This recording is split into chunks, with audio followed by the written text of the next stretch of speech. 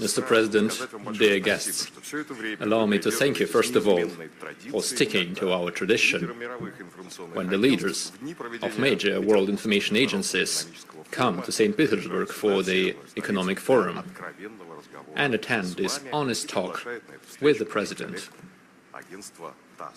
And we thank you for inviting TASS agency. Some of our guests warned us that they're here with very poignant questions. And we also warned them that you may have questions for journalists from certain countries. I am not going to ask questions. I am no journalist. You will be asking and I'll be answering. That's how it goes. Anyway, let us wish that this meeting becomes open, frank and dynamic.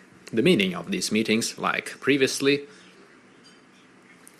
is to have poignant and acute discussions that will bring hot news for all the agencies. The agencies present here are responsible for more than 75% of all the information flows in the planet. We're not going to stick to the rules of procedure and alphabetic orders. Let's stick to one rule.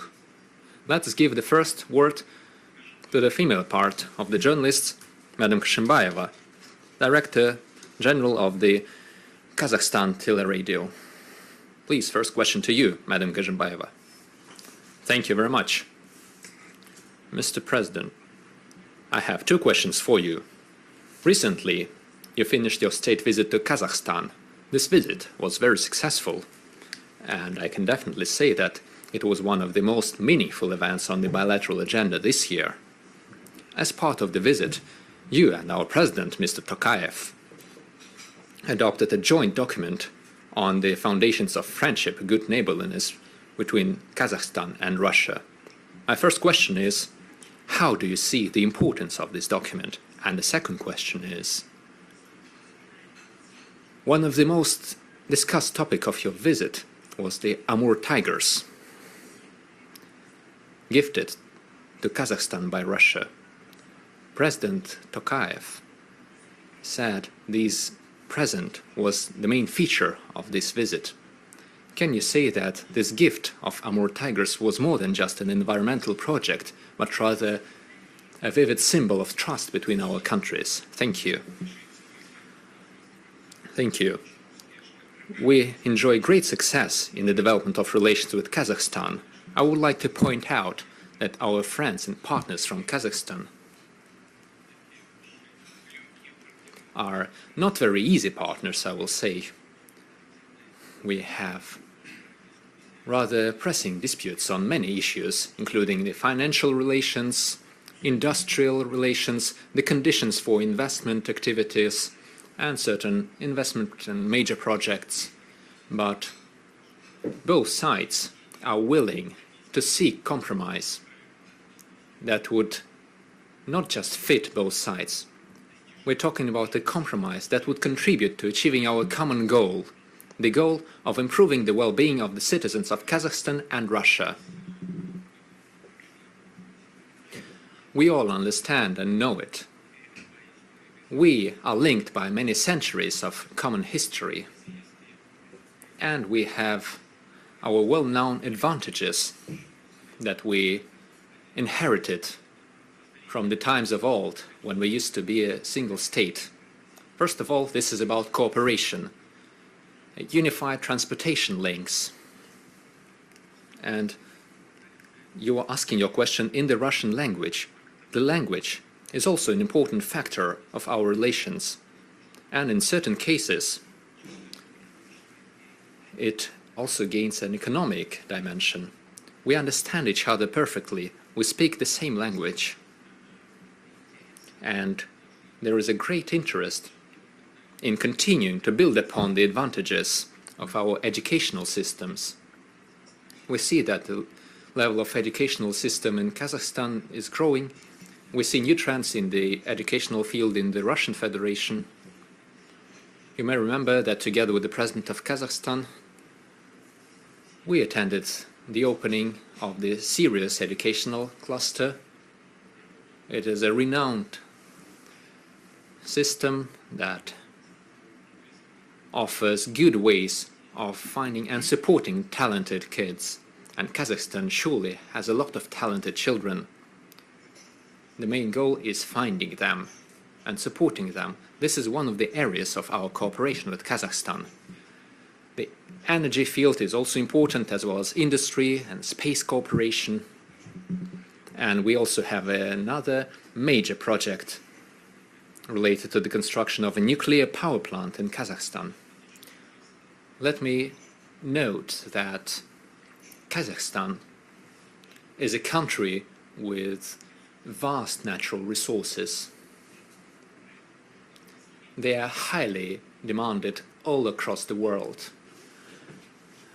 Primarily, we are talking about fuel for nuclear power plants. We cooperate in this domain with Kazakhstan, and we enjoy successful cooperation. I am sure that using our own natural resources and using our joint capacity, Kazakhstan will achieve great success, solving numerous challenges in the area of energy in order to diversify its energy resources. Up to 20% of the resources of Kazakhstan and up to 20% of the energy, electrical energy, will be produced by Kazakhstan using nuclear power. We will continue mining uranium.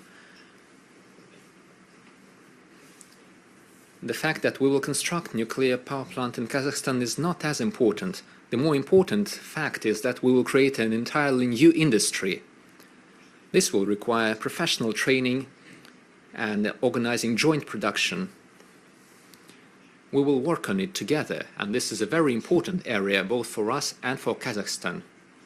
We will also continue cooperation in the area of outer space and in industry. We will keep strengthening humanitarian links. As I said, education plays an important role. There is a great number of Kazakh students in Russia, and we are grateful to the President of Kazakhstan for initiating the establishment of international structures to support the Russian language. I believe that this is a forward-looking initiative meant to preserve our relations and keep building up upon them in all the areas, including the humanitarian area. Speaking of the Amur tigers, this is a natural occasion. We are thinking about the restoration of the environment, of nature, of flora and fauna. We also receive help. For example, Tajikistan gifted us snow leopards. We are thankful for that to our friends from Tajikistan. We have done a lot in order to preserve the population of the Far Eastern tigers. These are the largest tigers, the largest species of tigers in the world. They originate from the Russian Far East. Similar tigers used to live in Kazakhstan. And if we can help our friends in anything, in this case we're helping our friends in Kazakhstan, we will keep providing such help. I've seen it. It was quite impressive. By the way, we were organizing a so-called Tiger Summit. Many countries in the world are concerned with preserving the populations of these wonderful animals, and I hope that our cooperation in this area, as well as other fields related to the environment, are very important. I would like to touch upon a pragmatic issue of the usage of transborder river resources. We have something to discuss here. We're doing a lot in this domain. Rest assured that everything will be implemented. Thank you. Mr. President, to your left, Mr. Hu Hua, representing the Xinhua Agency. You may remember that a few weeks ago, he organized an exhibition with TASS Agency during a visit to China, and now he is here with his question. Hu Hua, please.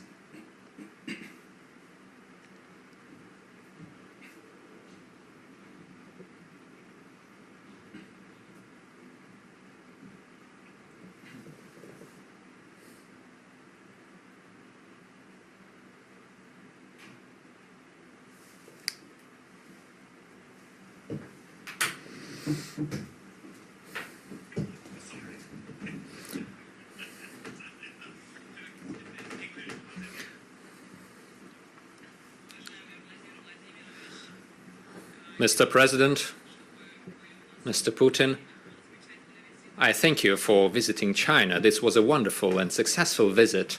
This year, we organized an important exhibition on the occasion of the anniversary of our information agencies, Xinhua and TASS. I thank you for paying special attention to us. Allow me to use this occasion to ask you a question. In May this year, you paid your 25th visit to China, and together with President Xi, you discussed very important issues relating to our international relations. We have done the counting. Over the past 14 years, you have had over 50 meetings. This is an unprecedented result. We enjoy relations of good neighborliness and friendship. Our relations are at their highest point. I firmly believe that this visit left a deep impression upon you. The close cooperation between Russia and China shows a high level that we have achieved. It was achieved through various means. And how exactly was it achieved is my first question. And the second question is, we published a new declaration, a new joint comprehensive declaration of Russia and China, saying we all stick to the principles of the UN Charter, defending its goals in their entirety. And of course, we defend the global world order. We are the victors of World War II. My question is, how should we defend the historical truth? How should we pass on that truth to future generations while not allowing anyone to distort this historical truth? These are my two questions for you. Thank you. First of all, I would like to thank you for the warm welcome that we enjoyed as we visited Beijing and as we visited the exhibition that you organized together with your colleague, Mr. Kondrashov of TASS. This was a very substantial exhibition, and I thank you for that. Speaking of the results that we have achieved in our cooperation, here's what I would like to point out. In the recent years, especially after the beginning of the events that we're currently witnessing in Ukraine, we keep hearing people say that Russia made a pivot towards Asia, that Russia changed its policy. No, Russia did not change anything. We did not pivot anywhere. The agreement which laid down the foundations of our cooperation with China, the basic agreement that helped us achieve today's results, the results which are quite impressive, I must say.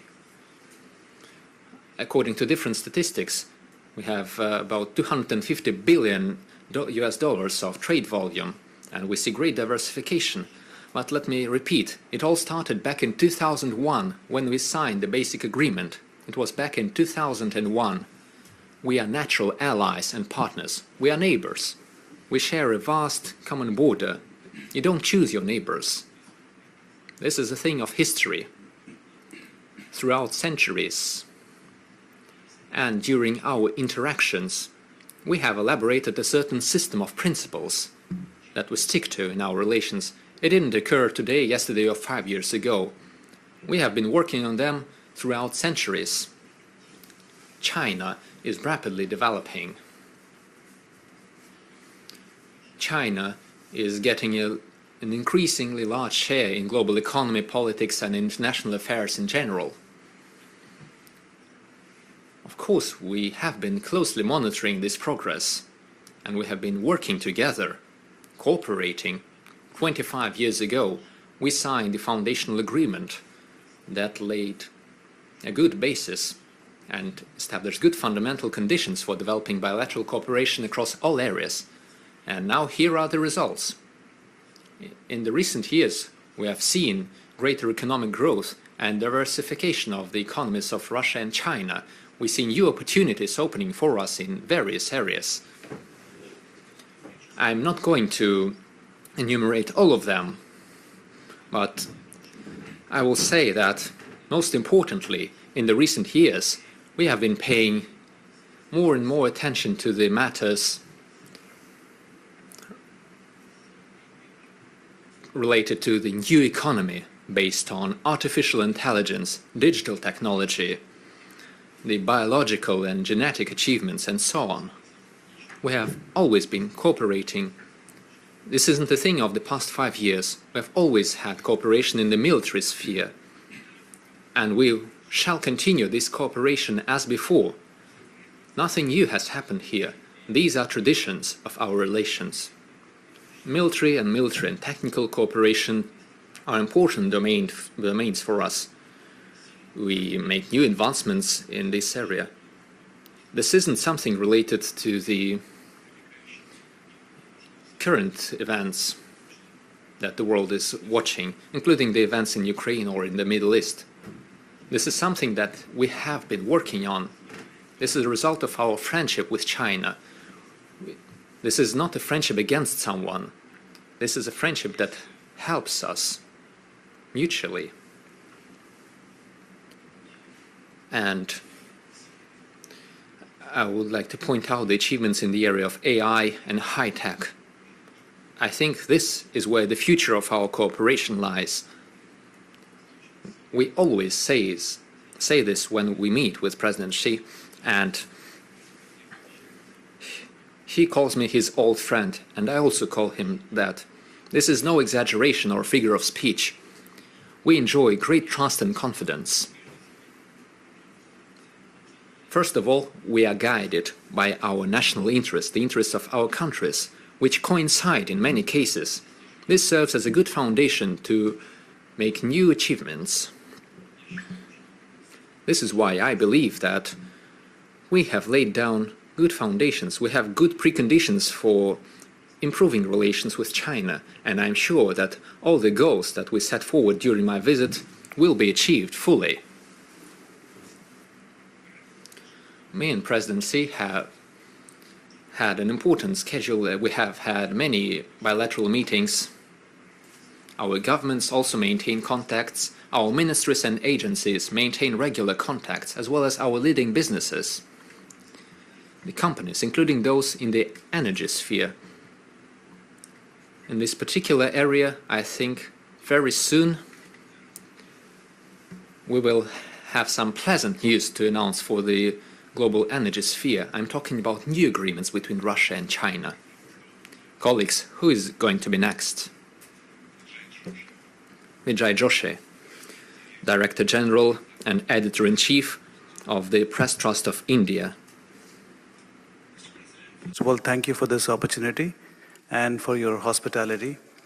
Mr. President, as you're preparing to travel to India for the BRICS summit in September, and the global community is watching the evolving dynamics between Moscow and New Delhi very closely. While the special and privileged strategic partnership remains the cornerstone for both nations, some observers say that India's alignment with Washington creates structural frictions with Russia. From your perspective, how will you serve to inject fresh momentum into bilateral relationship? What steps can be taken to ensure that Russia-India ties remain resilient against external geopolitical pressures? And how would you describe the India-Russia relations in this redrawn geopolitical landscape, in your words, please? Thank you. You gave the description yourself, and it is true, we enjoy a special privileged strategic partnership. That is how I characterize this relationship. It did not occur yesterday or 1 or 5 years ago.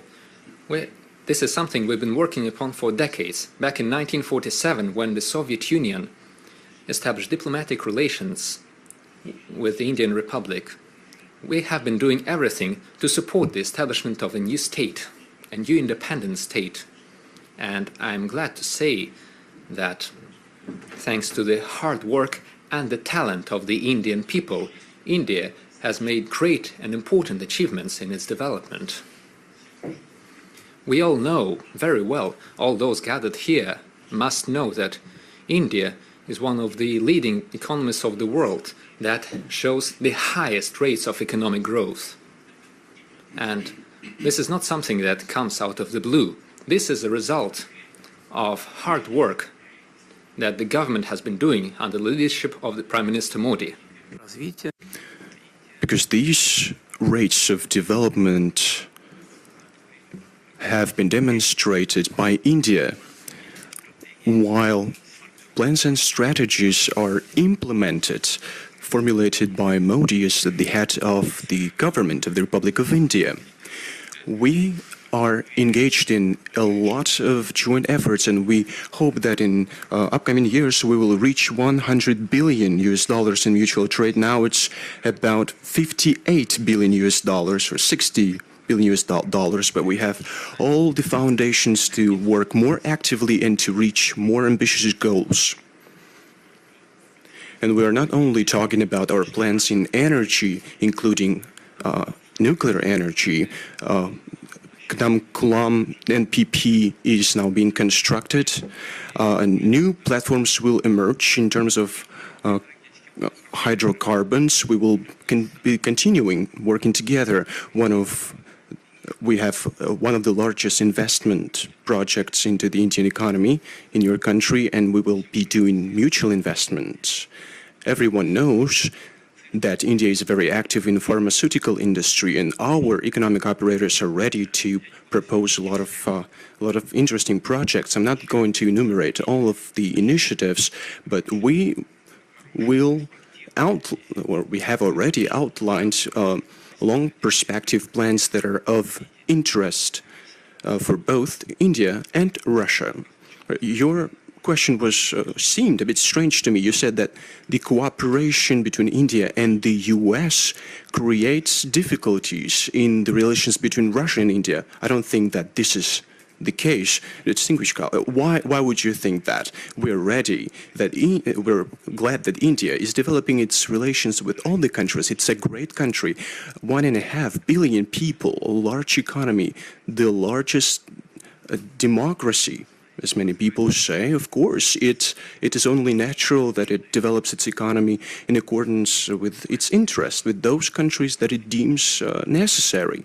Another thing is that the US are trying to put pressure on India in some matters, for example, when it comes to cooperation with Russia on some tracks. But everyone has understood that putting pressure on Narendra Modi, that has the largest population in the world, is detrimental for international relations and for bilateral relations. It doesn't matter where this pressure comes from. We don't see any negative consequences. I think that we can come to an agreement with all the participants of this process. And as of today, there, I would say, are no serious repercussions emanating from this state of affairs. We're developing our ties with India, and we'll continue doing that, and we deem India to be a very reliable partner. James Jordan, representative of the US, the Associated Press Agency, please.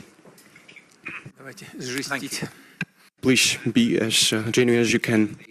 Organization of this gathering. It's always fascinating to hear President Putin's views on many global matters. I've been here for 3 years now, and it's always an interesting experience, so thank you.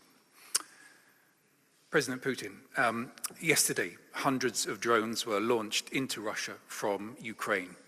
Some struck a naval base nearby, some struck an oil depot nearby, causing a plume of smoke over St Petersburg, your home city.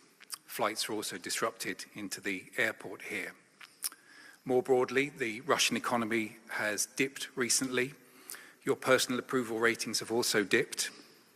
And the US says the invasion has become a strategic disaster. Those are the words of Marco Rubio. He also added that Russia won't achieve its war aims by military means alone. Given this, is it still logical to pursue your war aim of controlling the whole of the Donbass region, or are you ready to make a deal? Thank you.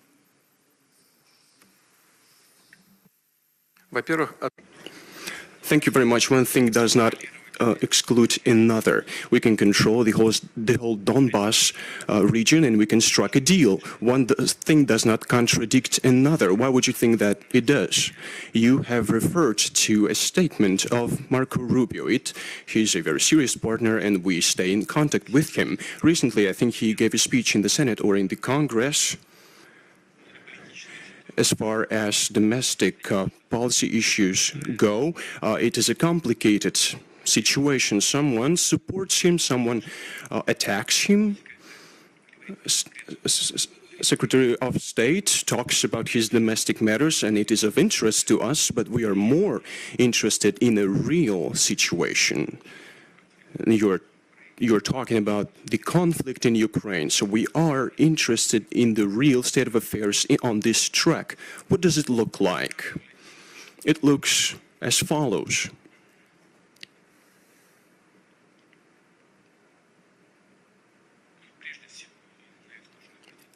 First and foremost, one should pay attention to it. The Russian armed forces are advancing along the whole line of contact. There is no place where we would not be advancing.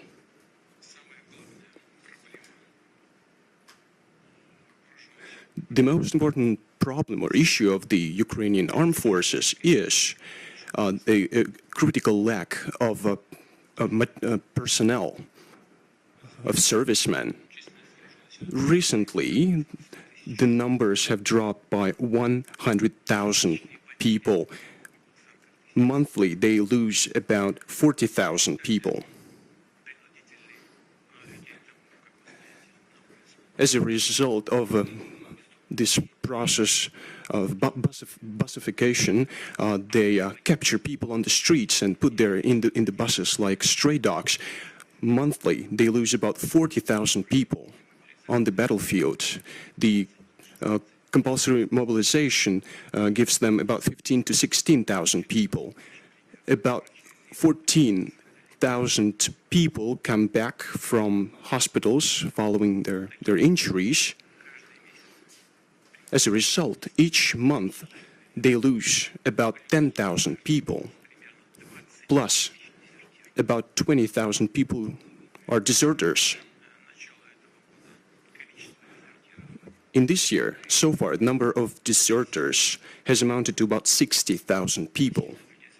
Well, they drafted them in a compulsory manner, so no one wants to fight in Ukraine. The official figure is 200,000 cases have been initiated on the fact of being a deserter. That's one of the issues, but that's the most critical issue in place. It leads to the loss of territory and settlements.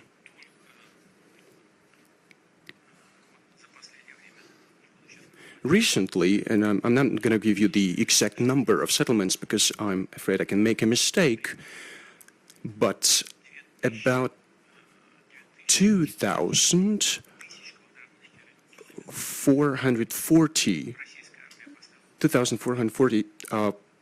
square meters of territory was captured by the Russian armed forces. We advance on a daily basis. You talked about the Donbass region. The Russian army, the Russian Federation has full control of the Lugansk People's Republic. And it has also acquired control of about 85% of the Donetsk People's Republic. Until recently, Ukraine used to control 25% of the territory. Now it controls about less than 15%, 80% of the Zaporozhye region are under our control. And this process is progressing every day. Of course, Western sponsors are supplying great numbers of drones, of different models, long-range drones to Ukraine. Some are able to penetrate our air defense systems.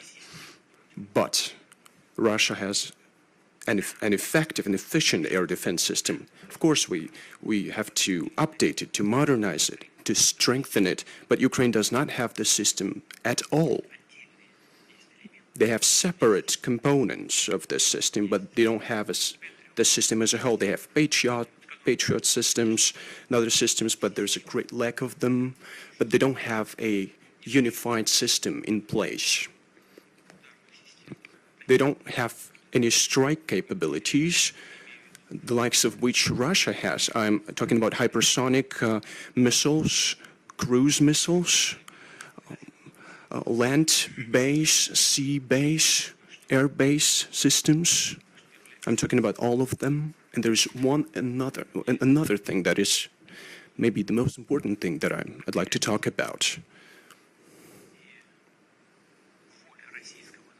The Russian people is full of patriotism and is willing to do everything for the victory. That's the main prerequisite for achieving all the goals and tasks of the special military operation. The list of questions that I deem important should include one other thing, one other condition, namely the presence of one's own scientific, military and personnel base for solving all the issues to supply everything that is necessary for the Russian Federation. And this base is being strengthened month in, month out. And of course, it is at the foundation of all those accomplishments that I have just referred to. Therefore, I'd like to sum up what I've been talking about for the last couple of minutes. I'd like to add that there is no doubt that we are ready, that we want to come to an agreement with Ukraine through peaceful means, using the foundation that we discussed with President Trump in Anchorage. Back then, we received questions whether we could agree on a compromise, and we discussed it in Anchorage, and Russia agrees to the compromise that we talked about in Anchorage. Important is that the Ukrainian side agrees to them as well. Then the conflict would peter out naturally and very fast. Thank you very much. Have you received all the answers to your question? You could also ask more questions if there's enough time for it. Mr. President, this retaliation strikes that we are launching with regard to, or as an answer to attacks on the Russian infrastructure, on Ukrainian infrastructure, these strikes are systematic in their nature, but one last attack, one retaliation attack that Russia launched, I'd like to clarify something. Have we used the Oreshnik system? And what gives us, what advantage does it give to us when we use such systems? As far as our new systems go, they emerge, we see them emerge. It is true for the Oreshnik system, but I think it's a bit different from what we used to do previously, before the conflict erupted in Ukraine. What I mean by that is that we used to test these systems on test sites, but we have not tested Oreshnik because we didn't have any. We haven't used Oreshnik on the battlefield when you're being genuine. And I'm gonna reveal a military state secret to you today, because we launched a strike and we wanted to see the results because it was convenient. We're talking about the Beletserkov settlement and the Donetsk People's Republic, where the main fortified region is. Our drone struck that a building, and we wanted to see what was it built on. We made exact calculations, because it was important for us to be able to make decisions in the future to apply the rationing systems when you want to strike certain aims, targets in the city boundaries. What's our next question? Martin Romanchik from DPA, Germany. I wanted to ask a question. Mr. Romanchik, you represent one of the largest media agencies in Germany. Being a journalist, do you see that your country is doing the preparations for a war? Is it true, or is it just we that are seeing that? Or are you really trying to start a war? You don't have to answer because it's not an interrogation. You're an investigator. Well, we'll talk later on, following this meeting. Please. I'd like to answer your question. I don't think so. Distinguished Mr. President, thank you very much for inviting me to this meeting. I'd also like to touch upon Ukrainian conflict, and I'd like to follow up on the question that we just heard. You talked about peace. Germany and other European states would like to participate in negotiations aimed at reaching peace. Currently, the negotiations are taking place with the U.S. as intermediaries, despite the developments in Iran. What role can be played by Germany and by Mr. Federal Chancellor? And I'd like to ask something else. You said that you see Gerhard Schroeder as a possible intermediary in the negotiations. Apart from Mr. Schroeder, who else can act as a mediator from Germany in these negotiations? You said something that I'd like to draw your attention to. First, you said that Europe would like to take part in these negotiations. Is that right? Second, who, apart from Mr. Schroeder, could possibly act as a mediator? One thing is to participate in the negotiations, and another thing is to be a mediator. How can the European Union or separate countries of the European Union be a mediator if they directly abet the efforts of the country with which we have an open-armed conflict? They are engaged in this conflict directly. How can they act as intermediaries? Because if you want to be a mediator, you have to be neutral. Moreover, it is with surprise that I saw the reaction to what I had said about Mr. Schroeder being a possible mediator. Discussion started. Mr. Schroeder is a friend of Mr. Putin. No, Mr. Schroeder is not a friend of Mr. Putin. He's a German statesman, one of the best to my mind, because he has his own opinion and he's brave enough to advocate his stances and positions. We don't see many politicians today that have similar qualities and similar character. Today, what we see in Europe is that the situation is quite complicated in terms of energy, but it is Mr. Schroeder who was building the infrastructure, for example, Nord Stream pipeline. Why? To provide the German economy with cheap, reliable supplies from Russia. It's more than that. He did not just ensure the supplies.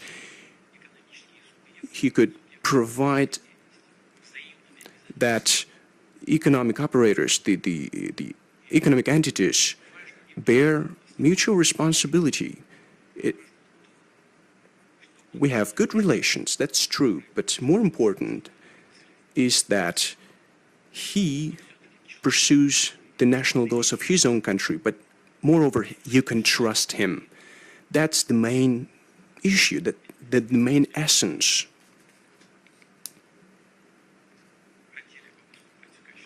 Some people want to act as mediators, and both parties to the conflict should trust these intermediaries. But I do not understand, how can you trust, or how can Russia trust the people that have been repeatedly saying about inflicting a strategic defeat upon Russia? That's the issue. Martin. That's the issue, Martin. That is the problem. Nevertheless, we never reject any opportunity. We had never said no to contacts with the representatives of the European Union in certain formats, whether it is with intermediaries on Ukraine or not. I have said that we have our problems with that. It is hard to disagree with that. And yet, we maintain contacts. We do not reject them. You may just pick up the phone and call us. If you want to come, you may come. But it is up to them. They are not willing. I was surprised to hear that Russia, this evil Russia, stopped supplying energy resources to Europe. We never stopped. Europe just said no. They refused to buy, hoping that we would collapse. But they have seen for themselves that we did not collapse. So they understood that it was enough. So they changed something a bit. We have always been open. There have been so many public statements that it is now hard for Europe to change its stance, even though they see that it's detrimental. I'm not going to make comments on that, but I want to repeat, we never said no. If someone believes it necessary to revive dialogue with Russia, we're ready for that. You're welcome to do so. But who is going to be the negotiator from Europe? I don't know. We're not trying to impose our opinions. I simply heard the discussions saying that Russia is trying to impose something to appoint the negotiator. We're not doing that. Naturally, we want to understand who this could be, and I repeat that these must be people that we can trust, that everyone can trust. These are just working details that can be discussed and ironed out further at the level of foreign ministries, for example, or at the level of our intelligence agencies. Our intelligence contacts continue, by the way.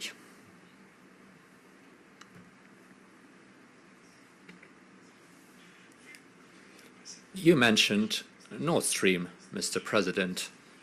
Currently, at the Economic Forum, we have members of the AfD party, Alternative for Germany. They speak out in favor of Russia renewing energy supplies through Nord Stream pipeline. What do you think about this political party and their result at the local and the federal level during the elections? What are your expectations of the party Alternative for Germany? What is your attitude to that? Thank you. On my part, it would not be very appropriate to give my personal opinions for political powers in the Federal Republic of Germany. We're aware, and I am aware, of the fact, correct me if I'm wrong, but this is how I've been informed. I know that AfD is currently ranking first in the rating of political parties of Germany. It overtook the Christian Democrats,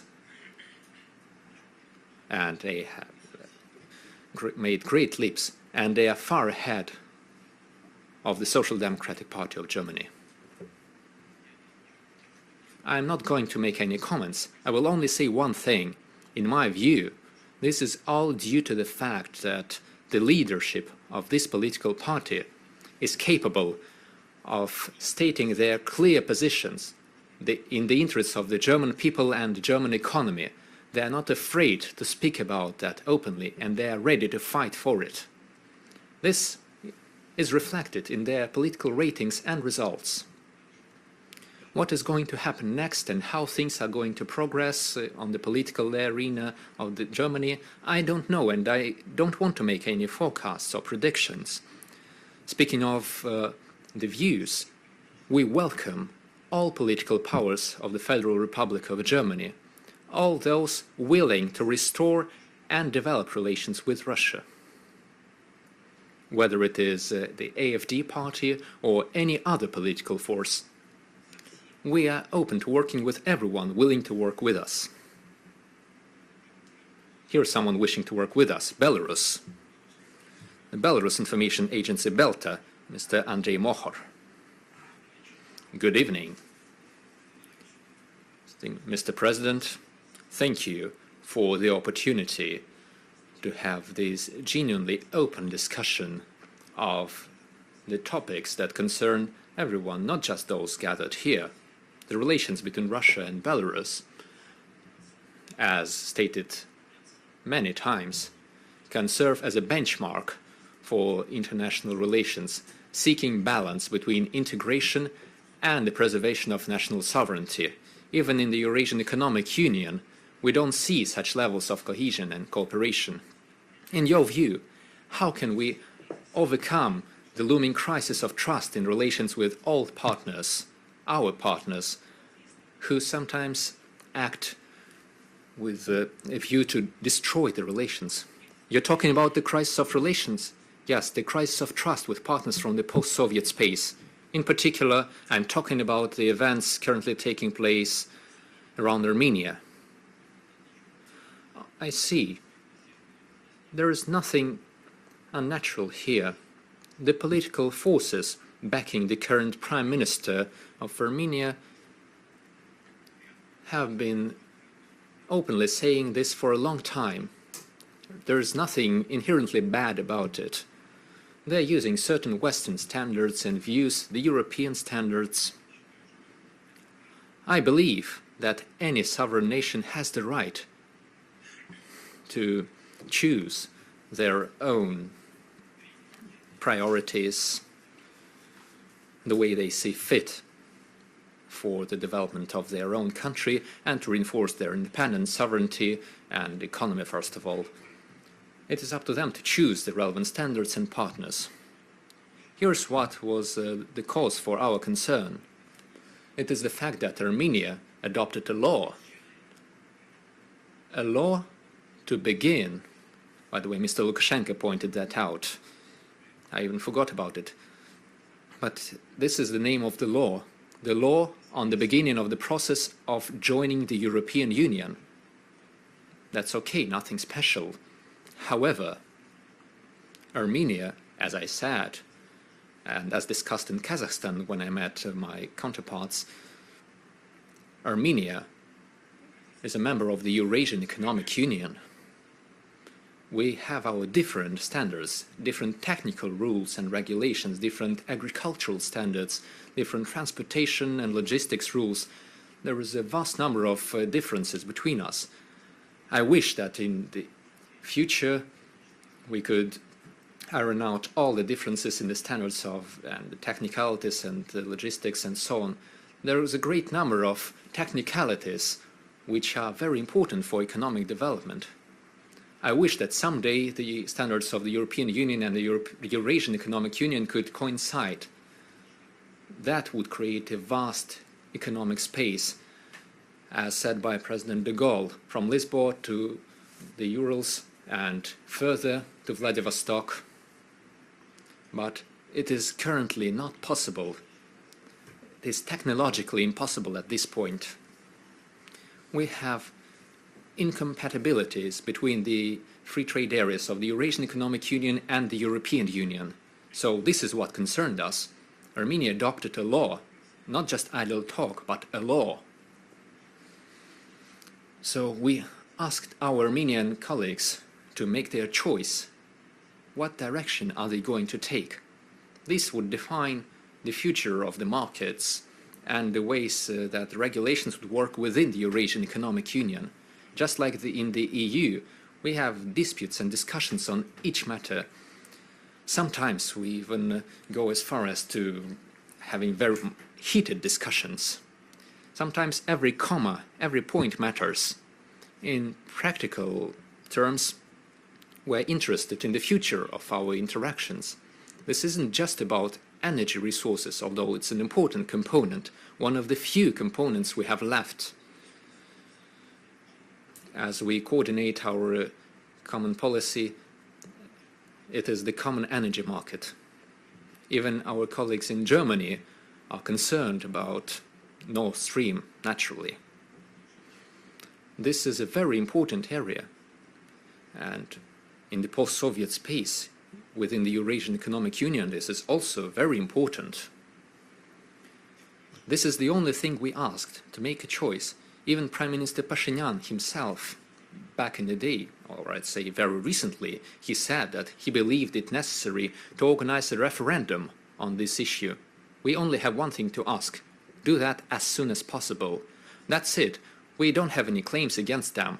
We maintain good relations with Armenia, and we will maintain them, whatever the decision they take. That's it. Speaking of other countries, irrespective of the technical difficulties, we always find an agreement with the countries on the post-Soviet space. For Armenia specifically, it was Russia who insisted, at the request of Armenia, that they become a member of the Eurasian Economic Union. Keeping in mind that in a number of parameters, the Armenian economy did not really fit the common context of our space. But now they decided that they should think about a different direction. We don't mind that. They're free to do so. We only ask them to make their choice as soon as possible so that we can see the future more clearly. This is not a political issue, in my view. There are certain economic and technical issues. That's right, and I hope we will deal with them. Speaking of Nord Stream and energy, by the way, as you know, Nord Streams have been destroyed, exploded. But there is one line of the Nord Stream 2 pipeline which is still intact. We could launch the supply of gas tomorrow. We could provide natural gas to Germany from Russia at first notice. It's a matter of just pushing the button and the gas will go. But it will require a decision by the government of Germany. We have an existing contract between Gazprom and their partner in Germany. Contacts are still there. They maintain contacts. Gazprom never rejected that. Gazprom could start shipments tomorrow, if needed, and the partners of Gazprom are also willing. They want that. So the only obstacle is a decision by the government of the Federal Republic of Germany. This is a matter of politics, a matter of sovereignty. They didn't just set off an explosion. This was an act of state terrorism. I think you will agree with that. There is still one line of the pipeline. It is intact, but it is still under American sanctions, the US sanctions. If the government of Germany could find an agreement with their partners and lift the sanctions, then we can just push a button and natural gas will flow. Whenever we do that, even tomorrow, it's a matter of sovereignty and a matter of finding an agreement. If you say no, it is a no. But you can say to the partners in Washington that you need that, since you're going through trying times and great challenges given the high prices which undermine the competitiveness of the German economy. They harming the entire European Union because Germany is the power train of the entire European economy. You may say that you need the system, or perhaps you can find a solution and find a peaceful resolution by explaining the seriousness of the situation. That's all it takes.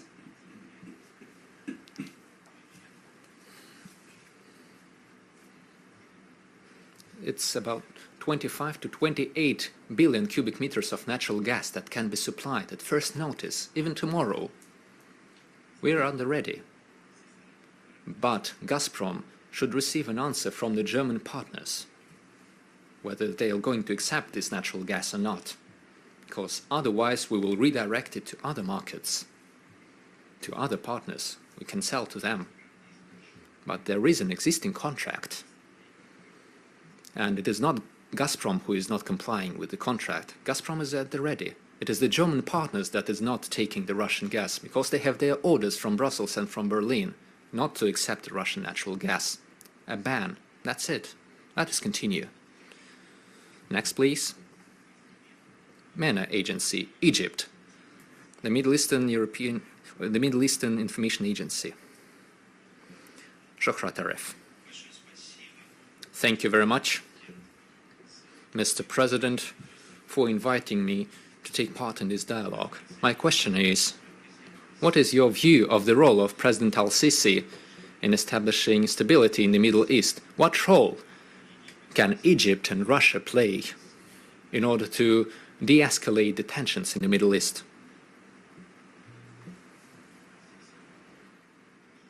President al-Sisi is our good friend. I have good personal relations with him, and it helps us develop bilateral links. We have stable volume of trade, and we have good prospects for the future. We have major joint projects. For many years we've been talking about establishing the Russian Technological Park in Egypt, in the Nile Valley, and we're currently actively working to implement the project of the construction of a nuclear power plant in Egypt. And I hope that it's currently 2026, and by 2028 the first energy block of the NPP will be launched. We're working very actively on this track. We attract a great number of local professionals and specialists in construction. This is a major project. We actively work in other areas as well. We have trusting relations in the area of political cooperation and international cooperation. We highly appreciate the efforts of President al-Sisi to settle all the situations in the Middle East. Currently, against the backdrop of the events taking place around Iran and the Strait of Hormuz, we forgot about the tragedy of Palestine, but it is still there. It is still there. And the President of Egypt has always made a great contribution trying to find a just settlement for the problems related to Palestine. And naturally, I would like to emphasize the Russian Federation believes that the fundamental solution to this issue is the establishment of a full-fledged Palestinian state. I know that the President of Egypt is actively involved in the agenda related to the settlement of the crisis in Iran. He maintains regular contacts with all the stakeholders in the process, and we also maintain contacts with him. We consult them and we hear each other. We listen to each other. And we take our positions into consideration. I would like to thank President al-Sisi for the attention that he is paying to the development of the Russian-Egyptian relations. This is very important. Egypt is one of our priority partners in the region.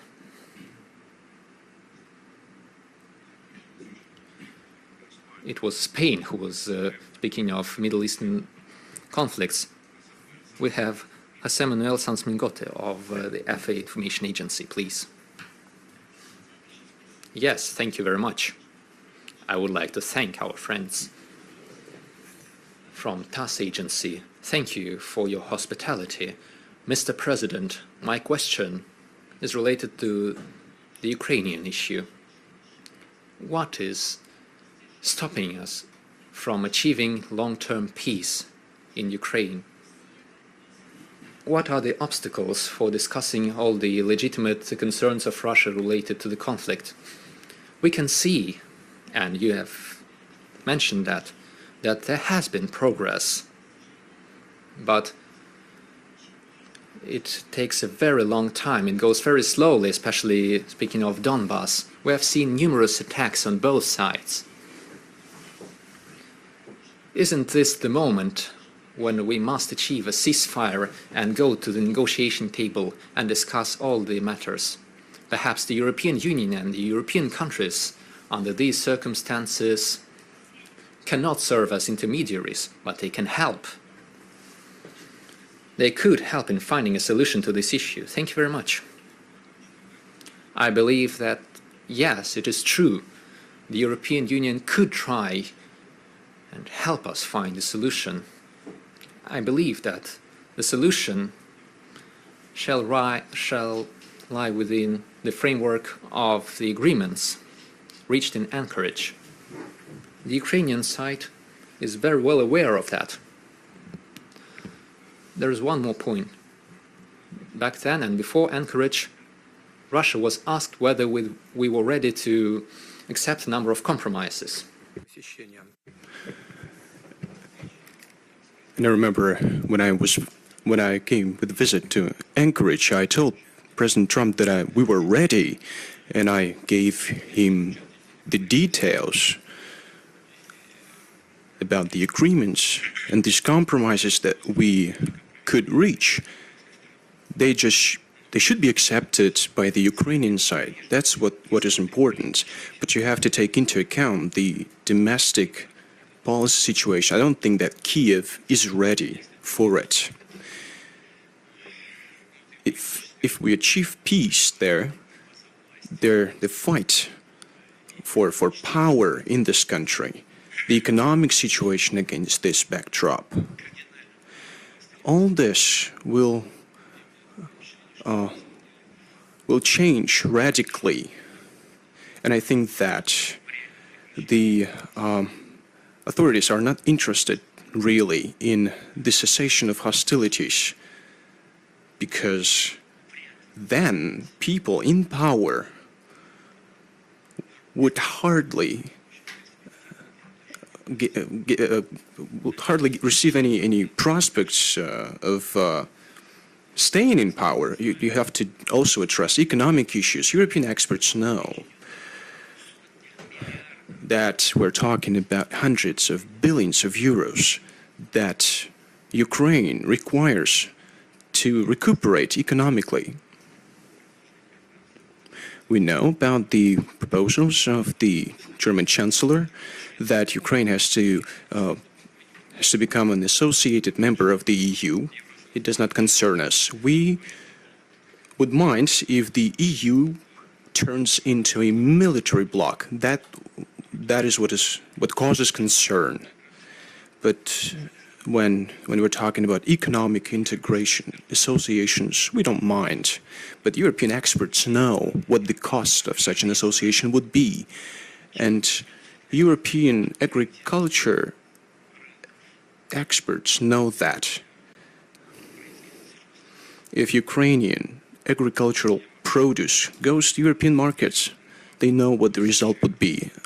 I can delve into this topic, but going back to your question, I can say the following. Of course, the European Union can play a role, but not by supplying weapons to Ukraine, but by trying to make Ukraine reach a compromise that we talked about in Anchorage. Azerbaijan, Vugar Aliyev, Director General of Azertouch. Thank you very much, Mr. President, for your time. I'm going to ask a question about the relations between Russia and Azerbaijan. How would you assess the prospects of relations between Russia and Azerbaijan? I think that our ties, our relations are good. They're friendly, and they have been friendly, always. I'm talking about the economy, about politics. A couple of years ago, we signed a strategic cooperation treaty, and we are developing our relations. President Aliyev makes great efforts to fill this treaty with substance, and we see that in certain areas of our cooperation. I think that we have aggregated investment to the tune of $10 billion. And we have a lot of enterprises with Russian capital working in this country. We closely cooperate in the humanitarian domain, and there is a large number of Azerbaijani nationals working in our country, and they make remittances to their country, and we are trying to organize it in a civilized manner. There are a lot of issues, matters that are of mutual interest. In logistics, we know about the North-South International Transport Corridor. Of course, it has now slowed down because of the events in Iran, but it is of mutual interest to both countries, and we're very thankful to President Aliyev for providing assistance in sending humanitarian aid to Iran. The Azerbaijani side has demonstrated its efficiency in this regard and responded to our requests. It is very important, it was very important to mitigate the situation.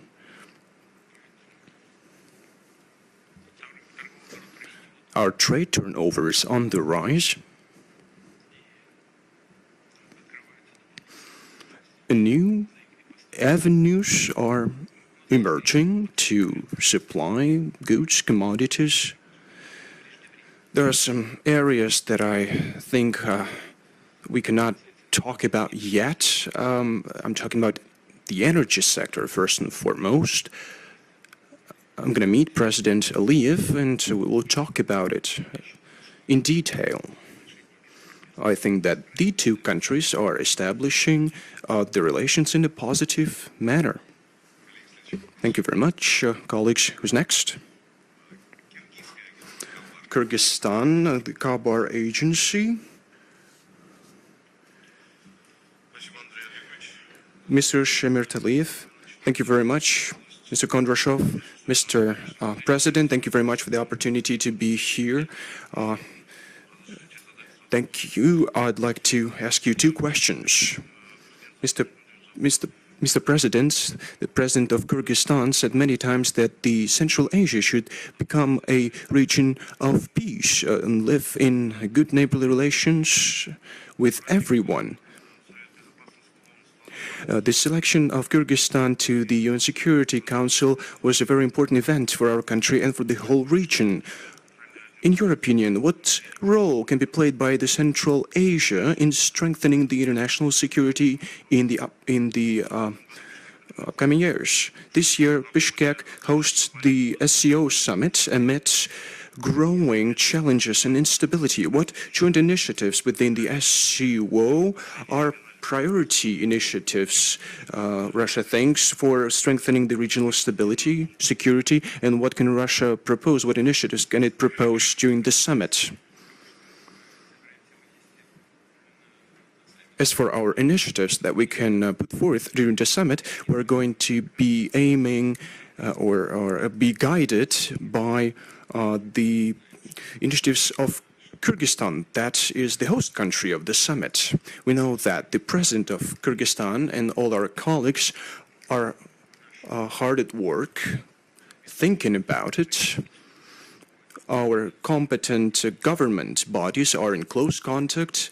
Our foreign ministries, our economic agencies are closely cooperating and they're coordinating these processes, and I'm confident that necessary compromises will be reached.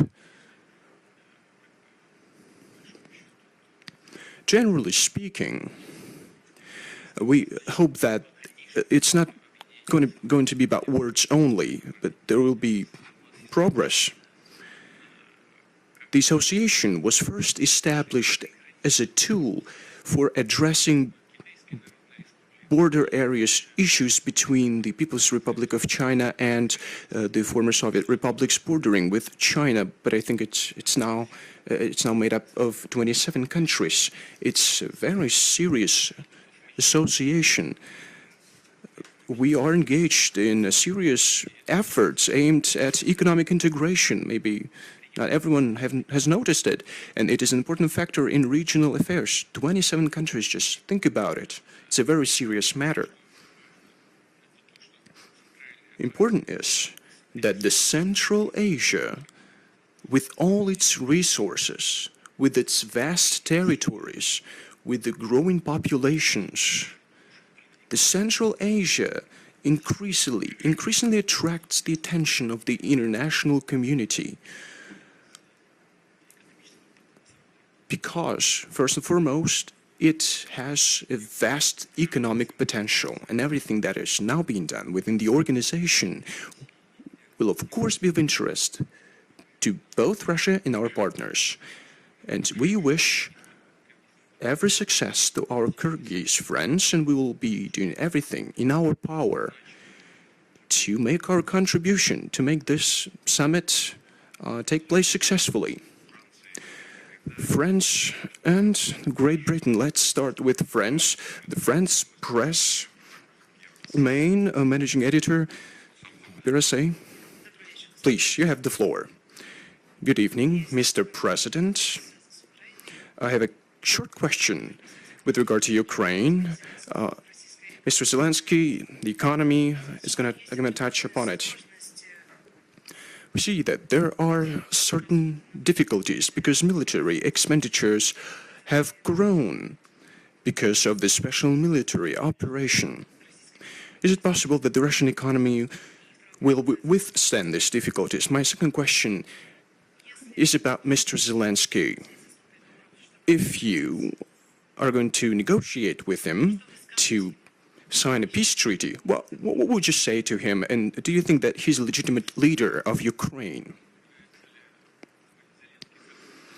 Whether Mr. Zelensky is a legitimate representative of Ukraine, I would say that lawyers should deal with this issue, should answer this question, should analyze this in detail. Of course, if we reach this stage of signing documents, it's not our whim. You understand, any country in our position should sign documents of this kind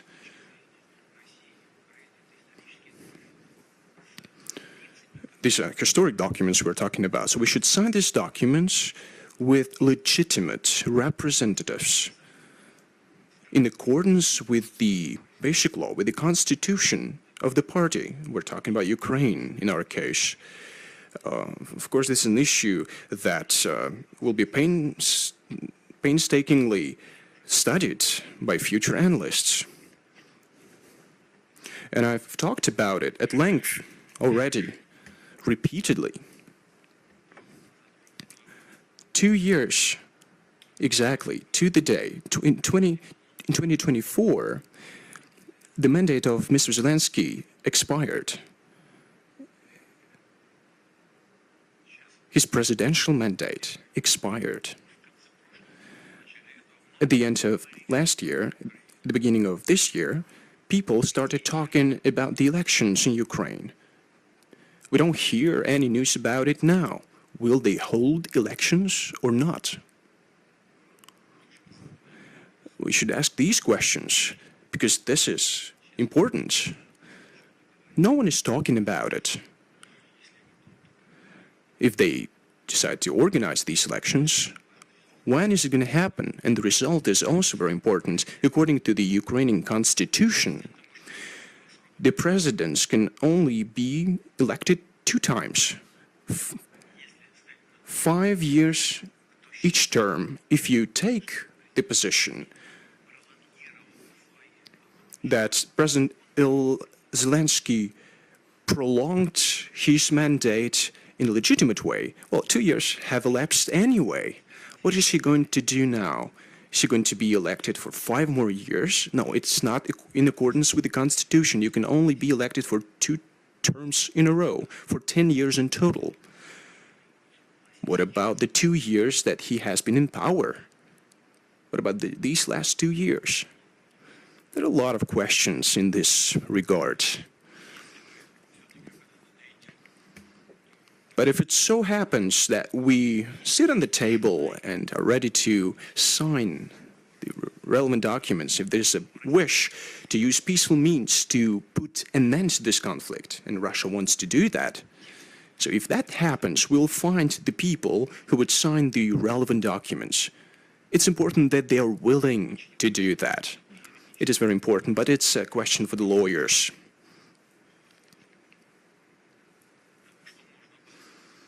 As far as what I can say to Mr. Zelensky, if we are nearing, if we will near the end of the conflict, well, thank God. That's what one would say, that it's gonna be over soon.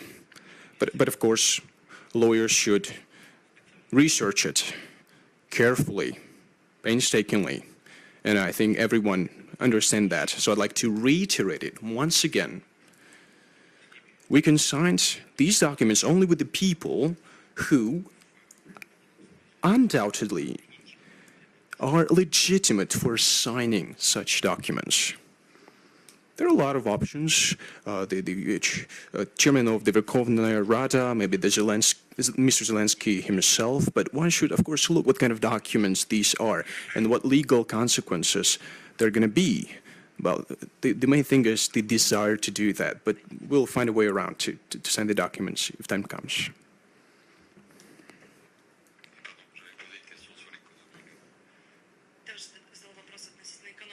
I also asked about the economy, if you remember. As far as the economy goes, I remember Mark Twain's words. I think that was Mark Twain. I think the rumors about my death are hugely exaggerated. I think that was a joke that he made at one point. Now, we remember the forecast that Russia will lose on the battlefield. I also remember the then President of the United States. He used to say that the Russian economy was shattered. Was torn to shreds. But you have to look at the real trends, at the real state of affairs, the real state of the economy. The economy of the European Union over the last 3 years has grown by how many percent?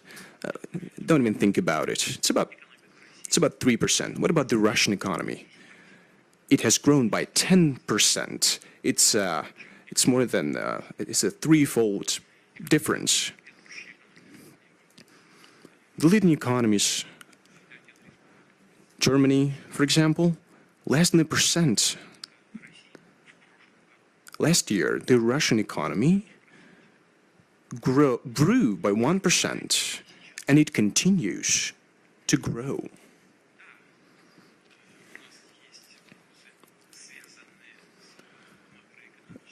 Of course, we have some issues when it comes to macroeconomy. Rise in inflation, for example. The financial authorities, the central bank, have made decisions, harsh decisions, to suppress the growth of inflation, to reinvigorate the economic indicators. Those were hard decisions to make. For example, increasing the key interest rate. But these measures bear fruit. Year on year, if we take April, for example, our economy, not fully, but it is moving toward its target indicators. 5.4%. That is the indicator. I think it's a good result already. At the same time, our industry is also showing good results. It is growing. The livelihoods of people are also on the rise. We're talking about 28% growth in livelihoods, thanks to the real growth of salaries. We're talking about 25% growth in real salaries. We are satisfying all the social needs of the Russian citizens. We are increasing the pensions, social benefits, minimum wages.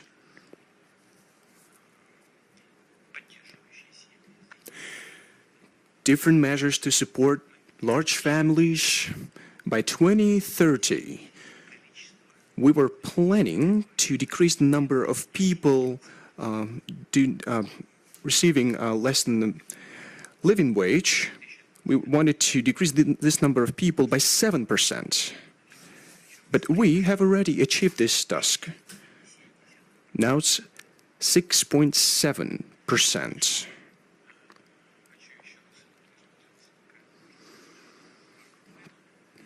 So, remember I was talking about the quote of Mark Twain. But we see the events, the measures taken by our financial and economic authorities, they bear fruit, but the central bank has increased the key interest rate. Now it has reduced this key rate down to 14.5%. Many people think that it is not enough and we should keep reducing the rate.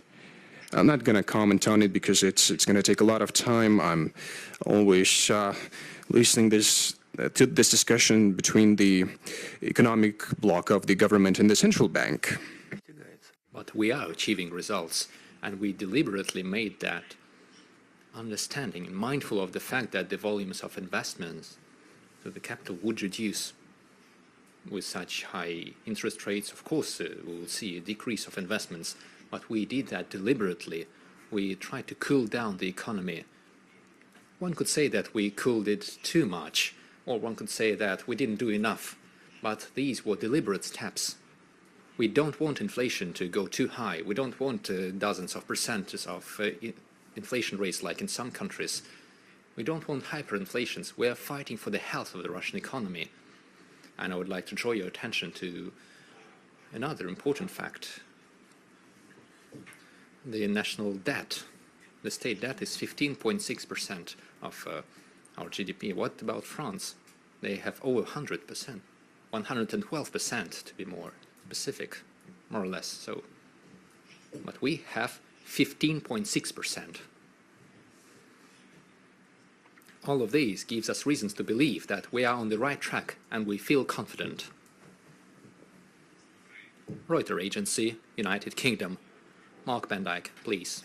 President, I've got two questions. The first is on Ukraine.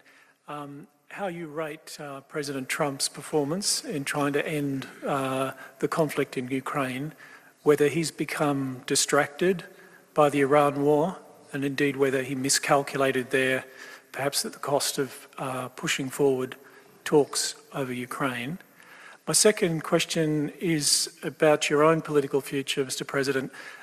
You've been running the country now, been in power for 26 years, and whether you plan to stay in office until 2036, I think, under the Constitution. And if you don't mind me saying, you look quite fit, whether you feel you have the stamina and the health to go the distance to 2036. Thank you.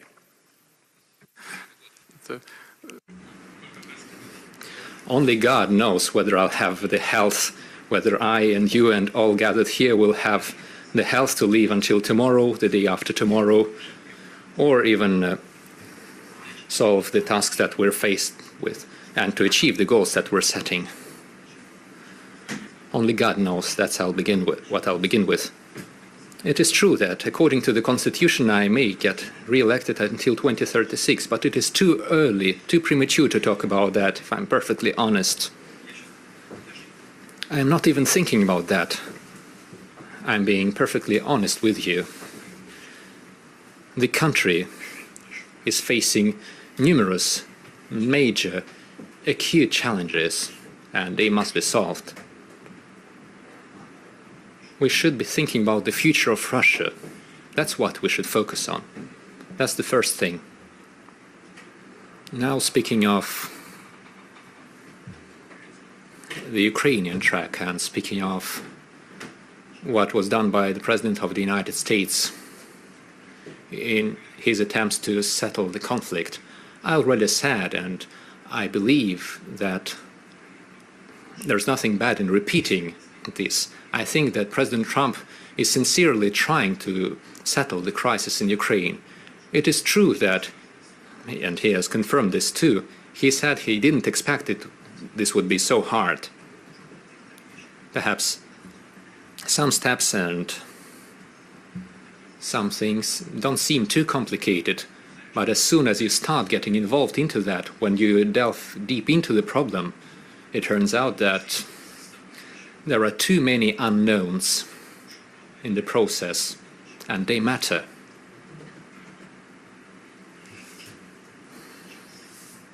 So now we are faced with an acute issue of settling another crisis, the Iranian crisis. Naturally, we all see this and we understand that the US administration is distracted. They are forced to tackle this issue now, since the crisis in Ukraine is a local crisis, first and foremost. Unfortunately, the European countries and the European states don't see it that way and try to give it a global meaning. However, the crisis around Iran is definitely global. Take a look at how the closure of the Strait of Hormuz affected the global economy. That's it. And naturally, the US administration is focusing more on that. However, the proposals that have been made by President Trump, as I said previously, could serve as a foundation for a peace deal. So, answering your question whether the US administration is doing the right thing or not, I think yes, they are on the right track, and the proposals made by the Americans require compromises. And this would serve as a compromise for both parties, for Russia as well. And we agreed to those proposals. It is now up to Ukraine to accept that, and we need to convince them. But I believe that these proposals could serve as a foundation of a peace deal between Russia and Ukraine, and could put an end to this conflict. One follow-up question on Iran. Do you think Russia could play a role in terms of settling that dispute, in particular in relation to the highly enriched uranium?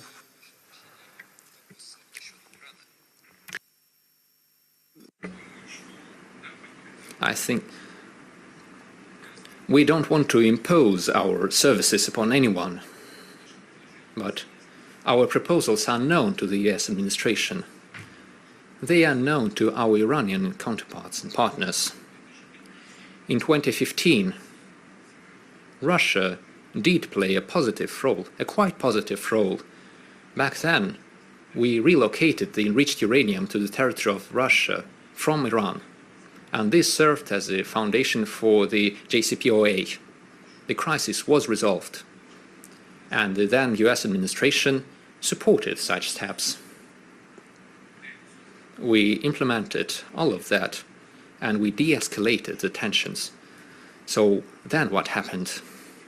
There is uranium in the territory of Iran. No one's denying that now. And what happens now? The uranium should be subject to IAEA control, and the entire global community, including the United States and Israel, from this moment on become part of the process of eliminating the highly enriched uranium, because this is under their control. The IAEA controls on paper, but everyone is involved in the IAEA activities. So we have the uranium. Here is the uranium, here is the volume, here is the quantity, here is the control regime, and here is the enrichment process. We have such capacity now too. We could do that and reduce the enrichment rate. But it is up to all the parties to take a decision. If they are willing to find a solution, we can do that. We did that before, and we are ready to do this now. We have good and trusting relations with Iran. This is a friendly state for us. As you know, we are carrying out the Bushehr construction project. We constructed a nuclear power block, and we continue the construction work. I believe that the Iranian leadership and the people of Iran trust us. They fully trust us. By the way, in the future, this uranium could be used. Well, when we reduce the enrichment, this uranium could be used for peaceful purposes, for the nuclear power and other nuclear projects in Iran under the IAEA control. At least this is one of the ways of finding a solution. And in this sense, Iran, I think, could be satisfied with this solution. And all the other stakeholders, if they have any suspicions, they should also be satisfied with such a resolution. We would present the uranium, it would be openly and transparently relocated and put under control. Then there would be no issue, as I see it. I could be misguided, but I don't see what could be the problem here. Moreover, so originally, this wasn't this year, but originally everyone agreed with this plan. But then the position started to harden, and we said, all right, if you say no, we won't impose ourselves. But our proposals are still there, and we are ready to provide assistance like we did back in 2015. If they say no, that's a no. But we hope that the stakeholders in this conflict would find a different solution. If there is a different solution, we will be glad and we will welcome it. If they want something from us, we will support any steps aimed at finding a solution and would de-escalate the situation. Mr. President, we've been working for 90 minutes. We could go on for 20 minutes. Could we take a couple more questions? Because the President of Uzbekistan is coming soon. We have a meeting with him. So we have the opening of a nuclear power plant construction in Uzbekistan. I made notes to three colleagues, Martin Romanchik, Vijay Joshi, and Jose Manuel Sanz. Three questions, friends. Please. Martin, please. Mr. President, 2 years ago,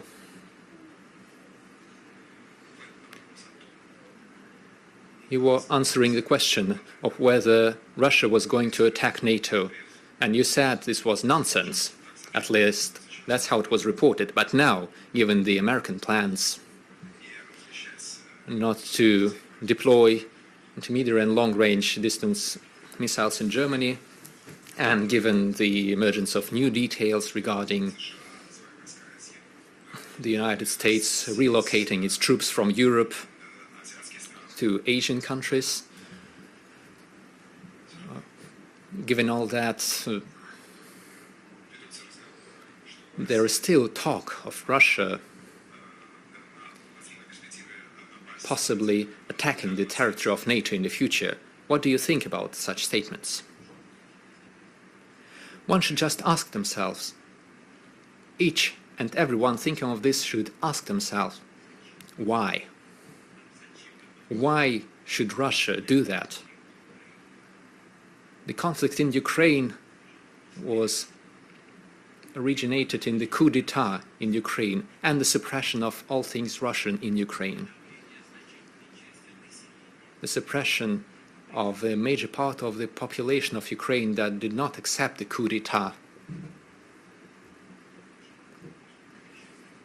This is a Russian-speaking country. Even the so-called nationalists in Ukraine mostly speak Russian at home. But that's not the thing. The thing is, the coup d'etat was followed by domestic events in Ukraine. And at the end of the day, I will not go into detail about the Minsk agreements and so on, but in the end we were forced to support a part of the people of Ukraine living in the territories that did not accept that coup d'etat. They were trying to get these territories involved into NATO. They openly deceived everyone, and you are all well aware of it. Starting from 1991, they were saying there would be not a step to the east by NATO. It was said by a Secretary General. And it was said by a citizen of Germany. I can't remember the name now, but he used to be Secretary General of NATO. All right, but What does Europe have to do with this? What's the point for us? What is the reason to attack Europe for Russia and to wage war against NATO? This is nonsense. It's more than nonsense. This is a deliberate provocation. Provocative statements meant to establish the illusion of a threat, to force the populations of these countries to spend more money on defense. And as a first step, they are forcing the population to pay for the actions of the regime that seized power in Kiev. I think that's the answer to your question. This is not just nonsense. They are provoking everyone. I'm surprised by the fact that part of the population of the European countries, surprisingly enough, believe it. This is ridiculous. It could be funny if it weren't so sad. We keep saying that one of the goals of the operation is the denazification of Ukraine. And everyone kept telling us, what kind of denazification are you talking about? What is denazification? They said that this was some nonsense made up by Russia. Why denazify Ukraine? They asked us. Listen, dear colleagues, everyone witnessed it, but almost no one talked about it. The reburial of nationalists, of Nazis in Ukraine, those who throughout World War II were killing Jews, Poles and Russians. 1 million people killed in Ukraine. Million of innocent people.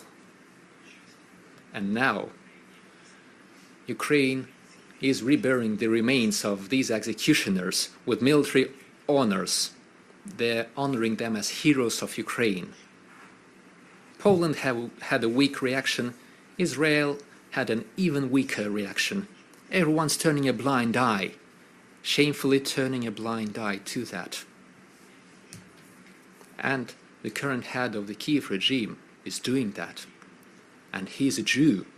Remember, his grandfather was fighting against Nazis. I think he's turning in his grave now. There is the Organization of Ukrainian Nationalists, the UPA, an absolutely pro-Nazi organization. And they are naming acting regiments of the armed forces of Ukraine in honor of the Organization of Ukrainian Nationalists. I believe that the law says, or is about to say, that propaganda of Nazism is prohibited. But we should draw the attention of the Ukrainian authorities to the fact that it is not enough to put this into law. You should stick to the law. You should implement that in practice. Listen, I understand that the so-called collective West is not willing to see a stronger Russia. They want to use Ukraine to hold back Russia, to make sure we don't defend our national interests so eagerly, to put us into our place and so on. But you must understand the threat that the revival of Nazism poses for everyone. The weapons from Ukraine are crawling all over the world. That's a fact. We have flourishing corruption in Ukraine all throughout the system, deeply rooted in the country. But we see the revival of Nazism too. What will we do about it? The colleagues are saying that Ukraine should be part of the European Union or an associated member of the EU or have a different status. All right, they are free to do that. But we have the facts. Something that happened just a few days ago, the reburial of one of the Nazis in Ukraine. He personally killed Roma, Jews, Poles, Russians. million people. These people are reburied with military honors and deadly silence everywhere. I understand that they want to use everything in the fight against Russia. Some countries want so. But this is a threat for everyone. Remember that.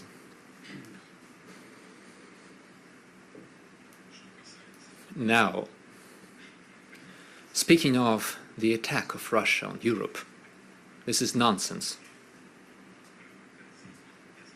This is a way of provoking and fooling your own population to get more finances, to get more money for the fight against Russia, to secure the funds for the militarization of their economies.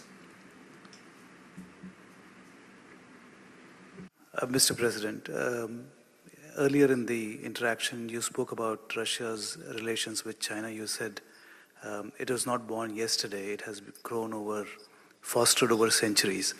India has a similar relationship with China, but probably of a different nature.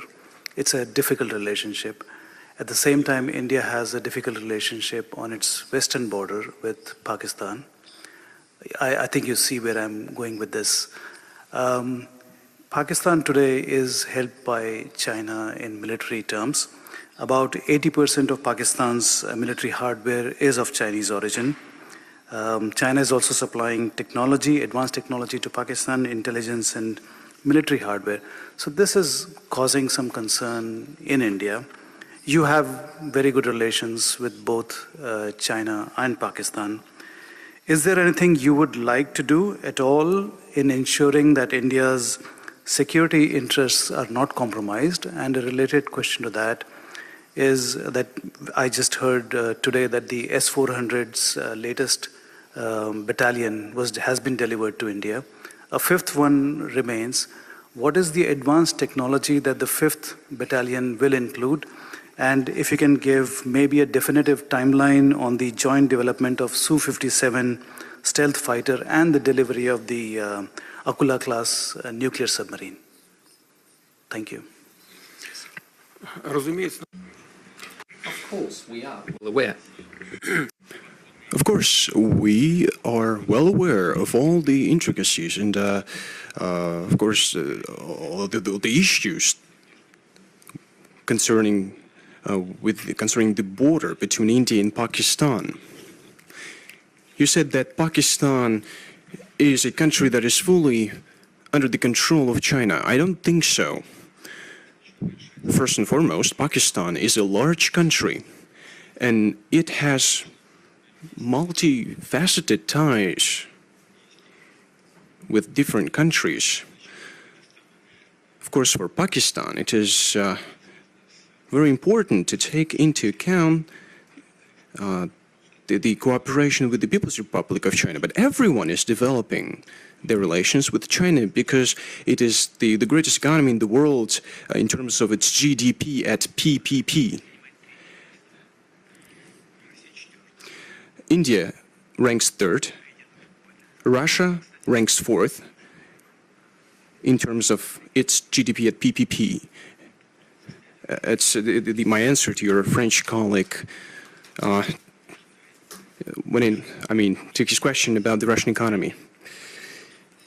China, US, India, and Russia. That's the 4 top countries. We have outpaced all European countries and Japan in this regard.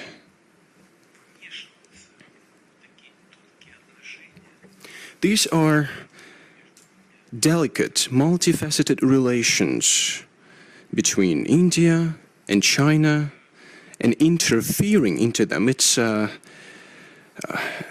not a good idea. Of course, we interact with our friends in both India and China.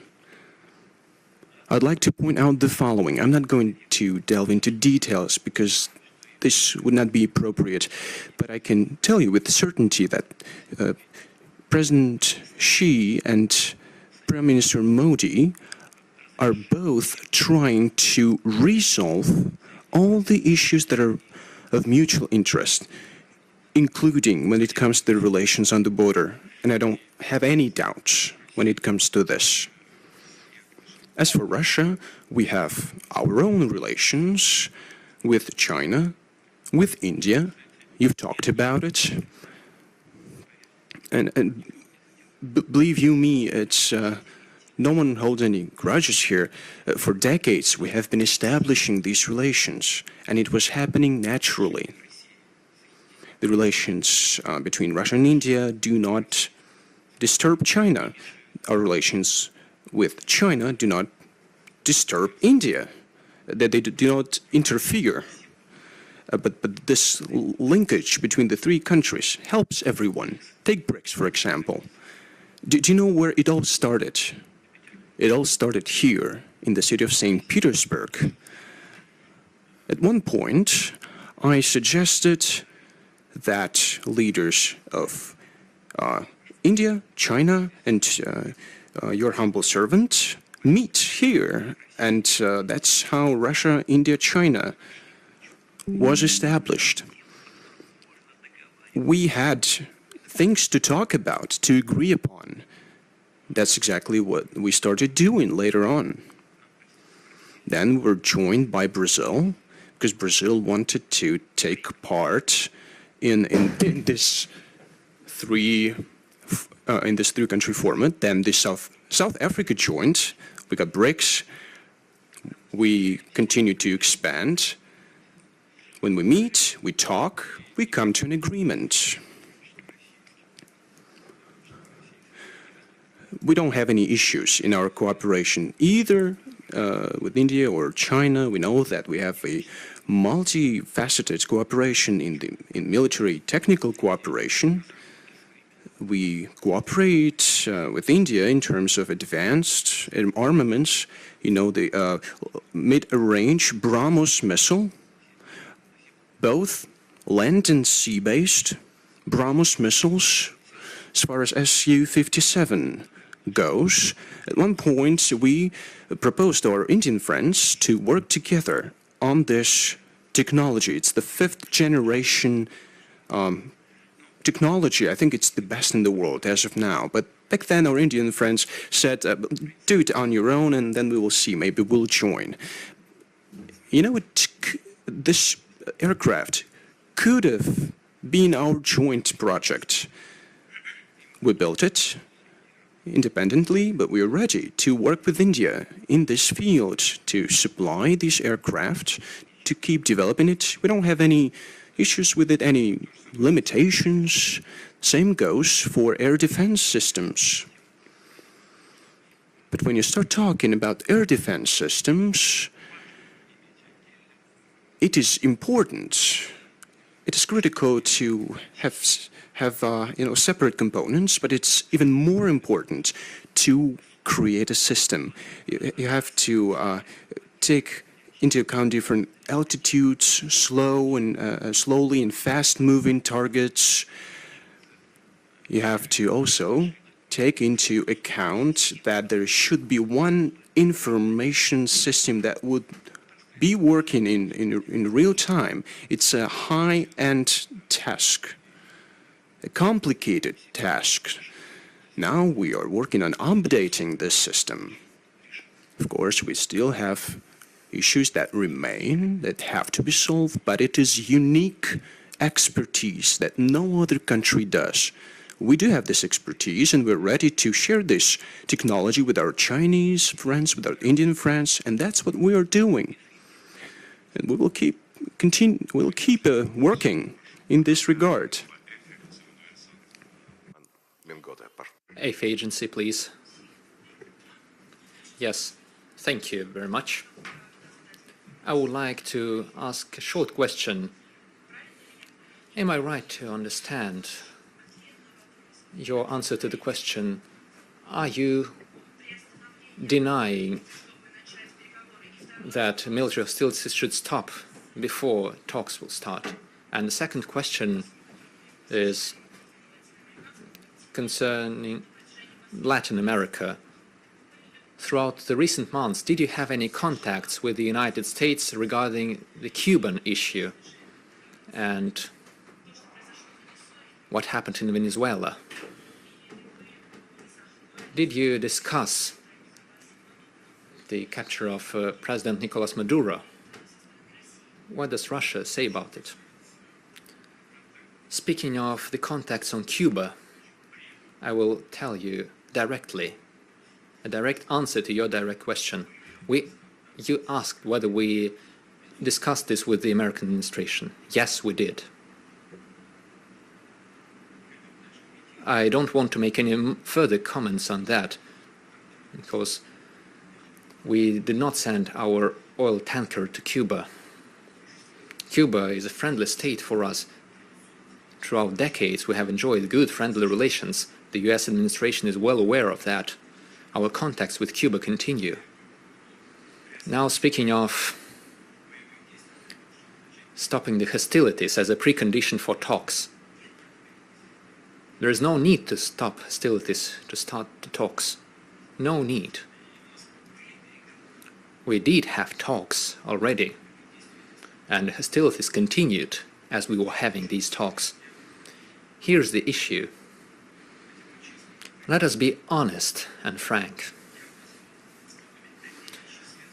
I have already said that there are fundamental factors to the conflict. I talked about it when I answered the question from the American colleague. There is a number of conditions that we're talking about. The Russian forces are on the offensive.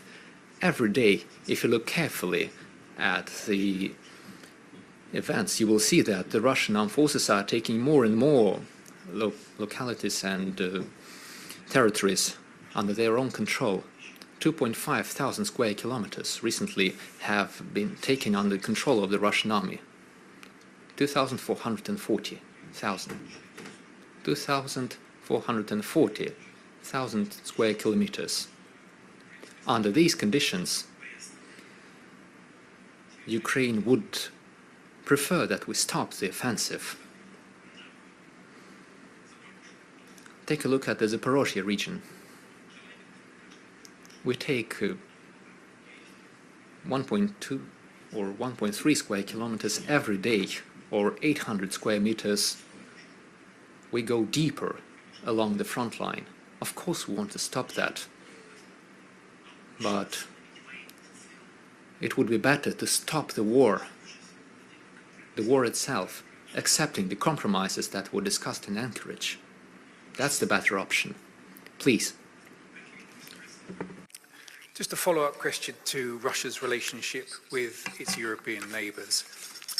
Associated Press reporting has tracked 191 instances of malign or illegal activity across Europe since 2022. Western officials attribute these to Russia and its proxies, and they include... Are you talking about Russia's actions in the territory of the European countries? Russia and its proxies.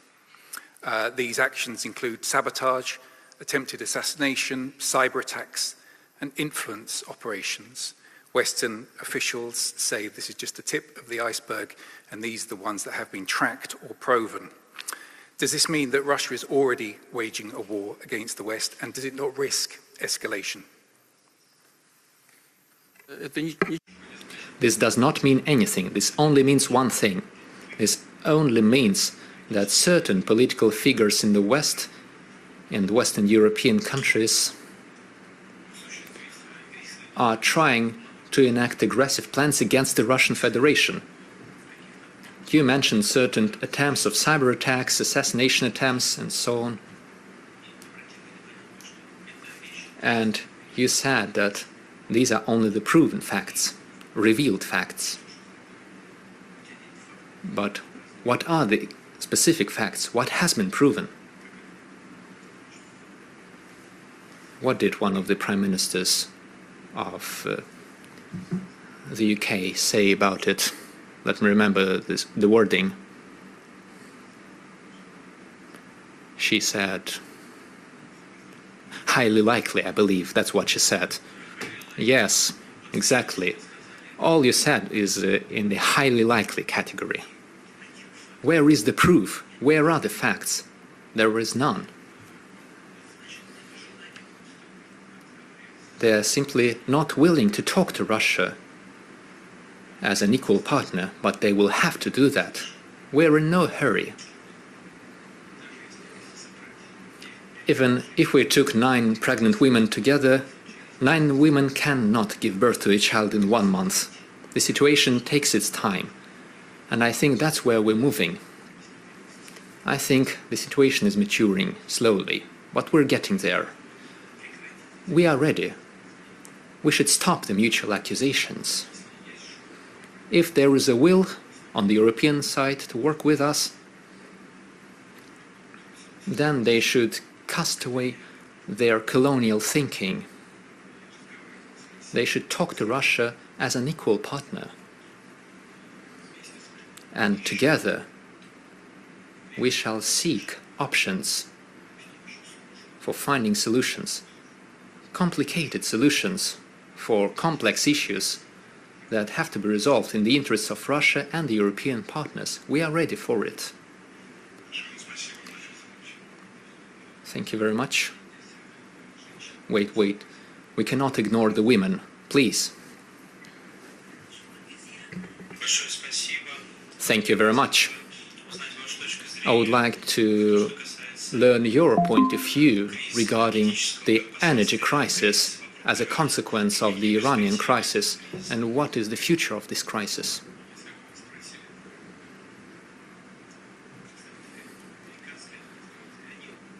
Even if we ask the US administration, they wouldn't answer that. I don't think they have the final answer to this question. But there is no doubt that the people of Iran has proven that its interests should be taken into account as such crises are resolved. The people of Iran have shown cohesion and their will to fight. This is a factor that undoubtedly should be taken into account as we find a solution to this crisis. Naturally, this is a politically complicated situation for us, given the fact that over the past decades we have established very good neighborly and friendly relations with the Arab countries and the countries of the Persian Gulf. We maintain contacts with our Iranian friends, and we have always emphasized throughout these contacts, from the very beginning, we have been saying, especially since this took place during the Ramadan, we said that we called upon our Iranian friends to refrain from any military actions against other Islamic countries, especially during the holy month of Ramadan. However, the logic and the dynamics of the events were different. We believe that the efforts of the US administration and the efforts of President Trump and the consistent position of the Iranian spiritual leader aimed at defending the national interests of his country and aimed at seeking compromise. And we do see that both sides are seeking such compromises. And so we hope that this would end up in a positive result. The conflict would be over. If there is anything that Russia could do, we are always ready to provide assistance. And the only beneficiary from the rising prices of energy resources. It is true, the prices are rising. We see that and we understand it. However,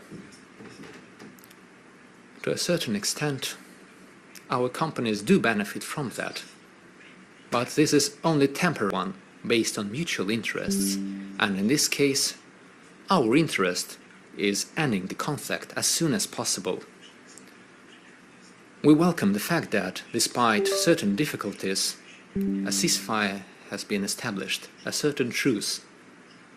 And we do everything we can to assist in resolving the conflict in general.